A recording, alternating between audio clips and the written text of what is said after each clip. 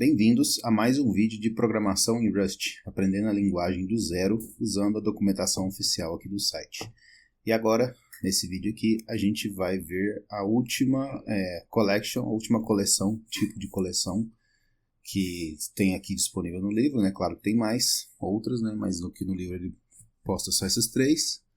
E também junto terminar esse capítulo aqui de collections vendo sobre o HashMap, que é uma estrutura muito comum em diversas linguagens de programação, né? Não só Rust, mas o Python, o C++, também tem estruturas similares, né? Então, a nossa última coleção comum é o HashMap. O tipo HashMap K e V armazena um mapeamento entre chaves do tipo K a valores do tipo V, usando uma função de hashing, que determina como ele vai colocar, né, essas chaves e valores na memória. Muitas linguagens de programação têm esse tipo de estrutura de dados, mas elas geralmente podem se apresentar com outros nomes, né, como hash, ou map, ou então objeto, ou hash table, dicionário, tipo no Python, né, array associativo e assim por diante, né. O HashMap é útil quando você quer procurar dados não usando um índice numérico, no caso, né? Como você faria com vetores, né? No vetor você acessa o dado número 1, o 2, o 3, né? Ou seja, de forma numérica, né? Mas nesse caso seria usando uma chave que pode ser de qualquer tipo. Então, por exemplo, em um jogo você poderia manter cada pontuação de cada time em um HashMap, onde cada chave é o nome do time e o valor associado a essa chave, então seria a pontuação do time, dado, né, o nome do time, você pode obter a sua pontuação apenas pelo nome do time, ou seja, você não precisa mais acessar algo pelo índice, né, você apenas tendo o nome, você já pega o valor desse time, né, a pontuação do time. Então a gente vai ver uma API básica, né, do HashMap nessa seção, mas muitas outras coisas boas tem além da função definida aqui, né, no HashMap K de V pela biblioteca padrão. E como sempre, né, checar a biblioteca padrão, a documentação, né, por mais informações. Né. Então criando um novo HashMap. Uma maneira de criar um HashMap vazio é usando o new e então adicionar elementos com a palavra insert. Na listagem 8.20, a gente mantém então as pontuações de dois times, cujos nomes são time azul e time amarelo, né? Blue and yellow, né? O time azul então começa com 10 pontos e o amarelo começa com 50, só como uma exemplificação básica. Né? Então ele tem que usar a palavra use para trazer para dentro do contexto essa palavra HashMap, que vem da collections, né?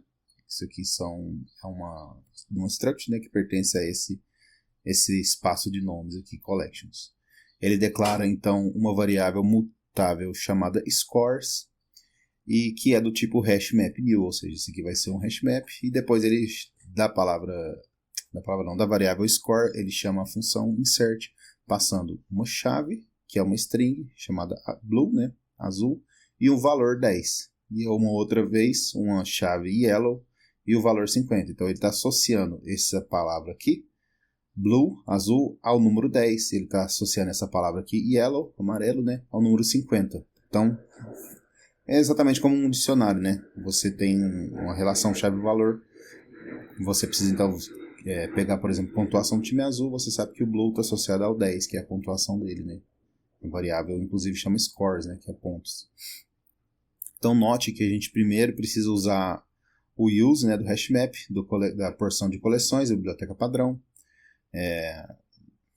Nossas três coleções comuns, isso aqui é uma menos usada, né?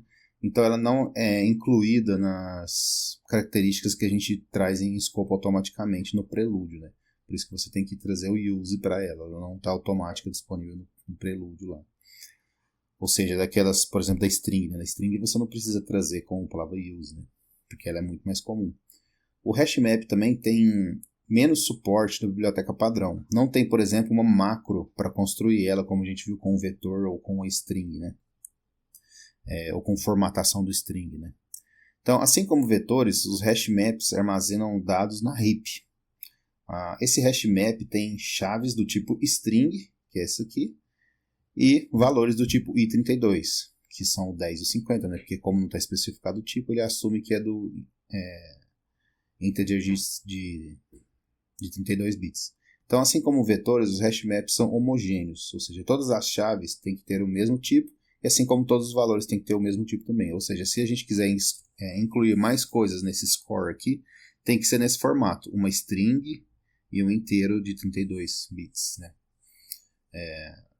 Não poderia colocar um terceiro elemento aqui cuja chave não seja uma string, né? Ou, por exemplo, um inteiro diretamente. Então, para acessar valores no hashmap, a gente pode pegar um valor do hashmap provendo a sua chave para o método get, como mostrado aqui na listagem abaixo. Ele manda aqui essa mesma aqui que a gente viu anteriormente, né? Cria aquela variável scores. E agora eu quero pegar, por exemplo, a pontuação do time azul. O que eu faço? Eu pego a string do time azul e aí eu chamo uma variável para armazenar esse valor, essa pontuação dele, e eu chamo o score, o mapa, né? Mando a função get com o nome do time, a chave do time, né? A chave do mapa, e depois eu passo esse copy e esse unwrap aqui, que ele já vai explicar, né? Então aqui o score vai ter o valor que está associado com o time azul, o blue, e o resultado vai ser 10, ou seja, essa variável score aqui no final vai ter o valor 10, que é a pontuação do time azul. Esse método get retorna, ou seja, essa parte aqui do código, retorna uma option com uma referência do valor, que é uma referência do número 10, né? Um endereço de memória onde está aquele 10. Se não tem um valor para aquela chave no hashmap, o get vai retornar um none, justamente que é a propriedade do option, né? Ou seja, se tiver, vai retornar um sum com uma referência do valor. Esse programa lida com a option chamando essa função copied para receber uma option de i32 ao invés de uma option com uma referência de i32. Então o copied ele vai transformar aquele option com uma referência em uma option com apenas um valor copiado, né? Por isso que chama copied. E por último, o unwrap or, essa última função aqui, ele vai definir a variável score, ele vai retornar então ou um zero, por exemplo aqui, o zero se o score não tem uma entrada para a chave, ou seja, caso não existisse esse blue nesse mapa scores aqui, ele retornaria um zero aqui nesse unwrap, mas como ele existe, então ele vai retornar o próprio valor em si, que é o 10 que está aqui. A gente pode também iterar para cada chave valor no pair do hashmap de uma maneira similar como a gente faz com vetores usando o loop for. Então aqui, o mesmo vetor anteriormente, né, ele manda um for aqui para cada chave valor em referência do scores, né, ele vai mandar um print line aqui para tanto a chave quanto o valor. Então esse código aqui vai imprimir um yellow 50 e um blue 10. Né? Então, hashmap e posse. Para tipos que implementam a característica copy, por exemplo, o i32, os valores são copiados dentro do hashmap. Agora, para valores possuídos, né, que tem conceito de posse envolvido, por exemplo, strings, os valores serão movidos para o hashmap, que vai ser então o dono, né, desses valores, como demonstrado na listagem 8.2. E a gente lembra que no Rush, né, cada valor ele só pode ter um dono por vez. Então aqui ele declarou duas variáveis, né, uma field name, nome do campo, e outro valor do campo. Então o nome do campo aqui nesse caso, favorite color, né, cor favorita, e o valor blue, azul, né. Ele declara aqui o map e ele insere o field name e o field value dentro dessa variável map aqui. E a partir desse ponto, a variável map é que vai ter posse dessas duas variáveis aqui. Então, esse endereço de memória que essas duas variáveis ocupam vão ser agora pertencentes ao escopo do hashmap e não mais do escopo onde eles foram declarados. Né? Então, o field name e o field value eles são inválidos a partir desse ponto. Se você tentar usar eles, vai ver que vai ter um erro de compilação. a gente não é mais possível, né? A gente não tem mais possibilidade de usar a variável field name e field value depois que eles foram movidos, né? Palavra movido aqui, para dentro do hash map com o insert. Se a gente inserir referências aos valores no hashmap, os valores não serão movidos ao hashmap, né? Apenas a variável de referência. Os valores que são pontos de referência devem ser válidos à medida que o hashmap é válido, né? A gente vai falar isso em mais detalhes no capítulo 10, nesse Validating References with Lifetimes, validando referências com lifetimes, né? E para atualizar o hashmap, apesar que o número de chaves e valores da map é crescível, né? É incrementável, né? Cada chave única pode ter apenas um valor associado a ele por vez, mas não vice-versa. Por exemplo, tanto o time azul como o amarelo podem ter os valores 10 armazenados nos seus scores no hashmap, mas o hashmap não pode ter duas chaves blues, né, por exemplo, porque é só um time azul, né? Ele assume que cada chave, por definição, né, uma chave, ela só pode existir uma vez, né? Senão você teria ambiguidade, né? Se você tivesse dois blues dentro de um map, qual que você saberia que é o certo, né? Então, overwrite, né, é sobrescrevendo um valor. Se a gente insere uma chave e um valor no hashmap, então se a gente insere aquela mesma chave com um valor diferente de novo, o valor associado àquela chave vai ser substituído. Mesmo que o código na listagem 8.23 chama o insert duas vezes, o hashmap vai apenas conter uma chave valor, porque a gente está inserindo o valor do time azul duas vezes, né? Então primeiro a gente insere ele com 10, depois com 25, né? No final, se a gente mandar imprimir os scores aqui, né, ele vai mostrar que o blue está com um valor 25 e não 10, porque foi substituído, né? O valor 10 original foi sobrescrito. Então, adicionando uma chave e um valor apenas se a chave não está presente. Isso aqui é uma operação muitíssimo comum em dicionários e maps, né? E o Rush aqui, pelo jeito, ele já facilita para a gente na sintaxe disso. É comum checar se uma chave em particular já existe no hashmap com um valor e então tomar uma das seguintes ações, né? Se a chave existe no hashmap e o valor existente deve manter da maneira que é, mas se a chave não existe, então ele vai inserir um valor para ela, né? O hashmap tem uma API especial para isso chamado entry, entrada, né, digamos assim, que recebe a chave que você quer checar como parâmetro e retorna o valor nesse método entry. O valor retornado, então, é um enum chamado entry, né, com E maiúsculo, que representa o valor que pode ou não existir lá. Então vamos dizer, por exemplo, que você quer checar se uma chave para um time yellow, né, um time amarelo, já tem um valor associado a ele, e se não tiver, a gente vai inserir um valor inicial 50 lá.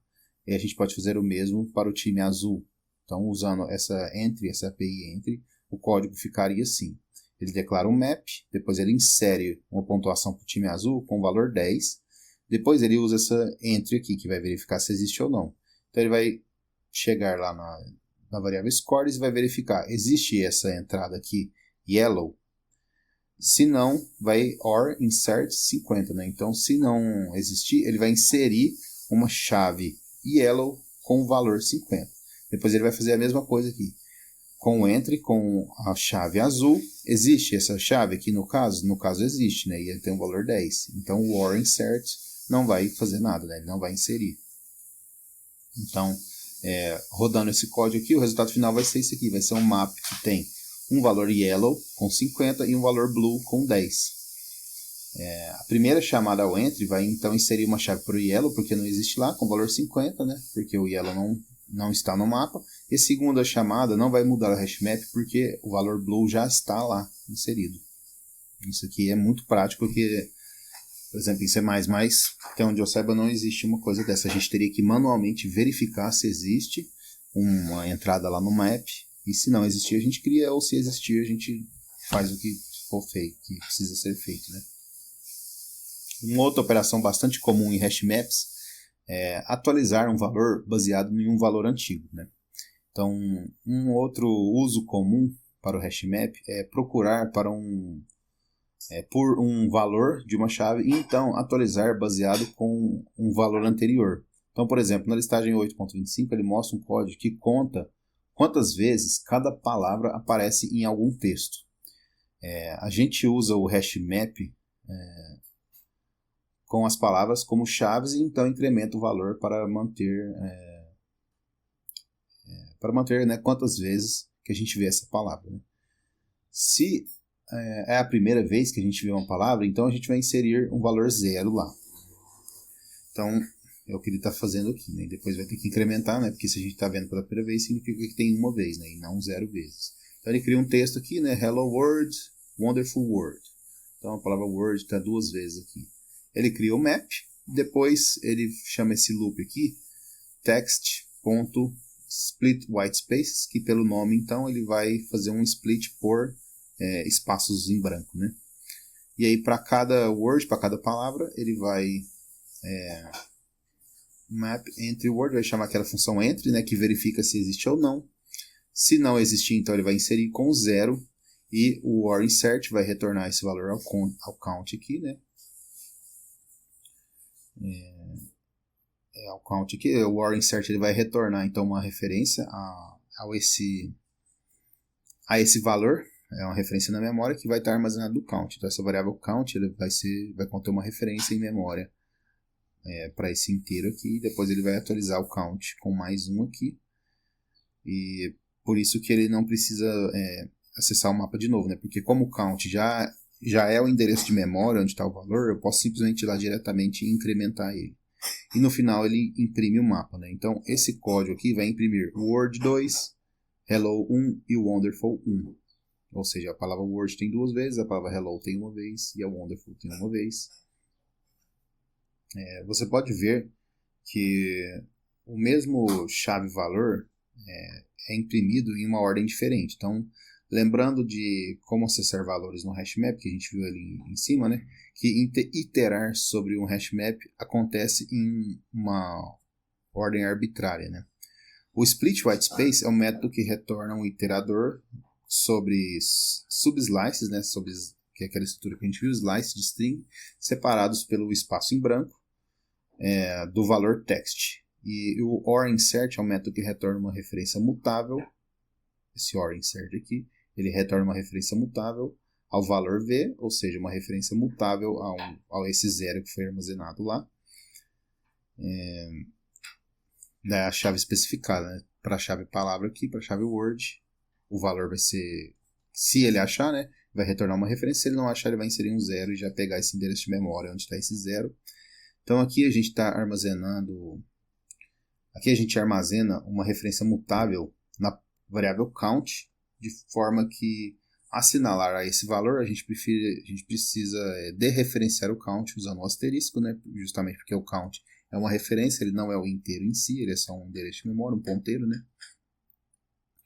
E a referência mutável sai de escopo no fim do loop for, de forma que todas essas mudanças são seguras e permitidas pelas regras lá de posse, né, de ownership, né, que o borrow checker faz no compilador, né. Ou seja, a gente não precisa preocupar aqui em ter que acessar o mapa naquele valor para atualizar o count, porque o count já, como eu acabei de falar, né, ele já está apontando para o endereço de memória onde está isso aqui. Então é só ir lá naquele endereço e incrementar diretamente, né. Então, hashing functions, né? Por padrão, o hashmap usa uma função hash chamada cphash, que pode prover algo com resistência de denial of service, né? De DOS, envolvendo um hash tables, né? Ele coloca até uma referência aqui no footnote na Wikipédia sobre o que é um algoritmo cphash, né? Isso não é o algoritmo de hash mais rápido que existe, ele é um pouco mais lento, né? Mas o custo, né, de uma melhor segurança que vem em diminuir essa performance vale a pena, né? Se você fazer um profile, né, no seu código e descobrir que a função hash padrão é muito devagar para o seu propósito, você pode mudar para uma outra função especificando um hasher diferente, né? O hasher é um tipo que implementa uma característica build hasher, que a gente vai ver sobre característica, né, e como implementá-las elas no capítulo 10. Você não necessariamente tem que implementar seus próprios hashes do zero, né? O Crates tem bibliotecas compartilhadas por outros usuários do Rush que provê implementação de hashers que muitos algoritmos hashing oferecem, né? Então, é isso aí. Se a gente ficar usando o map do jeito que ele está, ele vai ser um pouco mais lento, né? A performance dele vai ser um pouco mais lenta, mas ele oferece essa resistência de ataque DOS como um benefício dessa lentidão, né? Mas dependendo do seu contexto, você talvez não precise dessa resistência e ao mesmo tempo precise de algo mais rápido, né? É só trocar o hash que o map faz, né? E ele vai ensinar isso mais à frente. C++ tem algo parecido, né? Que o hash map no C++, que a gente chama só de map lá, né? Ele também é um pouco mais lento. Mas se a gente quiser uma abordagem mais rápida, a gente pode usar uma coisa lá no C++ que chama de unordered map, que tem um acesso muito mais rápido, né? Para isso, na mesma lógica aqui, né? Caso seja preciso. Então, né, em resumo, vetores, string, hash maps vão prover a gente uma grande quantidade de funcionalidade necessárias para programas quando você precisa de armazenar, acessar e modificar os dados, né? Então, aqui está alguns exercícios que você estaria equipado a resolver agora, né? Por exemplo, o primeiro exercício seria, dado uma lista de inteiros, a gente usa um vetor e retorna a mediana, ou seja, quando ordenado, o valor que está na posição do meio, ou a moda, que é o valor que ocorre com maior frequência, né? O hash map seria o último aqui, nessa lista. São conceitos da estatística, né? Mediana e moda. Esse caso aqui da moda seria bem fácil, né? Seria, por exemplo, a mesma coisa que ele fez aqui, né? Só que ao invés de ser um texto onde ele contou quantas vezes cada palavra tem, seria então uma lista com vários elementos, onde ele vai contar quantas vezes cada elemento aparece naquela lista. E assim como ele fez aqui, é só pegar qual elemento que tem o maior valor. Um outro exercício seria converter strings ao Pig Latin, que é um idioma, essas brincadeiras aqui de programação, né? É um idioma onde a primeira consoante de cada palavra é movida ao fim dessa palavra e depois o A é adicionado. Então, por exemplo, a palavra first se tornaria Earthfay, porque o F viria para o final e depois colocariam um A aqui no final, né? Palavras que iniciam com uma vogal ficariam com rei adicionado no fim ao invés. Então, por exemplo, a palavra apple se tornaria apple rei. Então, tenha em mente detalhes sobre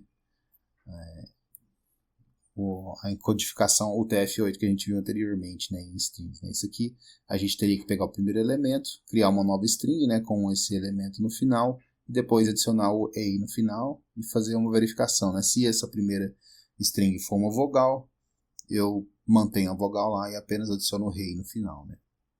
Eu acho que isso aqui seria mais fácil, eu imagino, né? Mas tem um porém, né? Porque nas strings no Rush a gente não consegue acessar um caractere por índice, né? Então, talvez teria que fazer um loop sobre a string, né? Usando um hash map e vetores, criar uma interface de texto que permite um usuário adicionar nomes de empregados a um departamento de uma companhia. Por exemplo, adicionar Sally ao departamento de engenharia ou adicionar Amir ao departamento de vendas, né? E então, deixar o usuário obter uma lista de todas as pessoas em um certo departamento ou todas as pessoas na companhia por departamento sorteado alfabeticamente. Isso aqui, né, como ele disse, né, seria perfeito usando um hash map. A biblioteca padrão, a API da biblioteca padrão, na sua documentação, descreve métodos e vetores, strings e hash maps que seriam úteis nesses exercícios, né?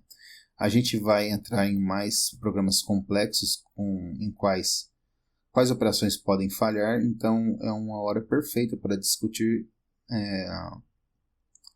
lidando com erros aqui, né? Que a gente vai ver então no próximo capítulo, que é o capítulo 9, que vai começar imediatamente. Mas esse vídeo aqui é só para a gente finalizar o capítulo 8, né? Sobre hash map aqui. E depois a gente vê também sobre esses exercícios aqui, que é uma boa maneira de fazer uns códigos e se aprofundar, né, no conhecimento, né? Fixar o conhecimento na cabeça, né? Então, por esse vídeo é só isso. Obrigado a presença de todos e até a próxima.